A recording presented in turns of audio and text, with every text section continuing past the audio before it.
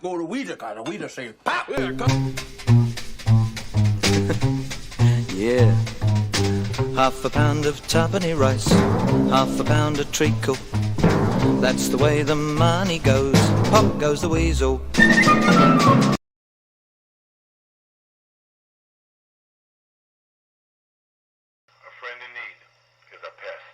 You're going to be a successful WWF villain hated by millions. What about when you decided to stop being a manager, the transition from not doing that to just broadcasting? At that point, you'd already been broadcasting. Well, yeah, but it was very hard to do color or broadcast when you manage people. Yeah. I could never get the other guy over because I had to talk more about my man. Sure. And I couldn't get the other heel over. If I managed Rude, I couldn't talk how good DiBiase was because I would have to devote all my attention to my man. I'm not a manager. Yeah. So DiBiase is good. I'm doing an interview now. Yeah. DiBiase is very good. He's got millions and millions of dollars in the bank, in Swiss banks. Yeah. But Rude is, look at the body on Rude. I know money buys everything, but Rude is just at the peak right now. That's how they have to do it. Yeah. So it's saying DiBiase, he can buy whatever he wants. Nobody's going to beat this man. That means my man can't beat him. Yeah. So I just started just being a commentator. Then it was easier. I could be the middle of the road and be a heel, but I could like all their styles, put the heel over.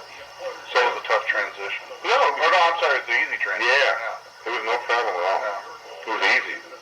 Something I wanted to do. Yeah. You became I think you're the first one who used the term broadcast journalist. This gave me that to do. Really? You said you were a broadcast journalist. As opposed to the color commentator. Yeah. Broadcast journalist. And there isn't really, there shouldn't be a play-by-play guy. Because most play-by-play guys came from radio, where you had to talk. Jim Ross taught me something. He used to do a lot of radio.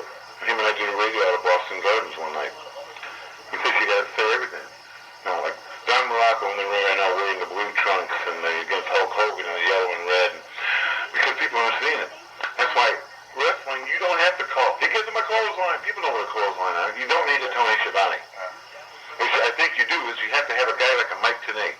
And him and I sit there and we talk about the angle that they're working and what's going to happen the next time they meet and what they're capable of doing. But when he's beating up on them ham and eggers, it don't mean nothing. Unless it's a real explosive move off the top and the guy goes through the ring and 4 floors down or something. But other than that, you don't have to call a clothesline. He gives them an Irish whip. Irish whip is I think I know her. Her name's Madeline, Connecticut. Anyway. But no, I think if you talk about the angle, if I'd have talked about Goldberg and you'd have talked about Hogan and we could have built that, we would have had to talk about what's going on in there. That's how I think. I think the play-by-play guy, that day is over. But you need him to throw to things. Like earlier today we had this from Bobby Heenan. And don't forget, things feel better with Bosco, stuff like that. But, a heel color guy can't hawk merchandise. So, well, that's what they do right now even. Yeah, but Heyman, I wouldn't buy anything that Blassie would endorse. Yeah, exactly. Exactly. But Jim Ross almost, I think he has a certain amount of drama, like a storyteller. Yeah. Yeah. I like Ross.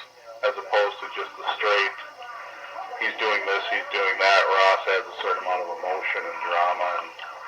And Jim Ross, he's very prepared. For the time I worked with him, he always had everything down. He knew about all the football stats. He knew about baseball stats. He knew about amateur wrestling.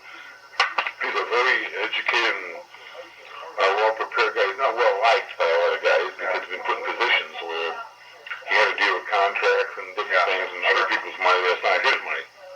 Yeah. So it's a rough position to be in, but he's a man who chose it, so good luck. I like Jim Ross. As a man and as a talent. Vince was a tremendous guy to work with. At the beginning I was scared because you don't like working with the boss. But Vince wasn't the kind of guy that ever yelled at you. So if you screwed up, he'd tell you how you should do it. Like I was doing an interview once about Bruno. I was saying something about making fun of him or something. Vince went by and bumped the camera. Retake. Most guys will yell, cut! God damn it, you can't say that! Vince pulled him aside. He said, Bruno doesn't really like it if you talk about age and things like that. I said, fine. You just stay on this and that. Fine. That's the way he was. He was smooth. And never yelled. No. out there, I did the way he wanted. You know, I'm the kind of a guy, I could never play for Vince Lombardi. If you yell at me, I'll go home. If you compliment me and give me a pat in the back, I'll work harder for you. I'm not the kind of a guy being motivated by that kind of yelling, because like I said, I never did nothing competitive. So I don't know. Well, was Vern a yeller? Yeah, Vern was a yeller. That's why his own hair, he knocked it off his head. He goes, geez, geez. He wouldn't have said geez, he'd go, cripes. Yeah. Cripes. Yeah, he'd get so mad. I told Vern, I said, you beat Nick one more time, you get to keep him.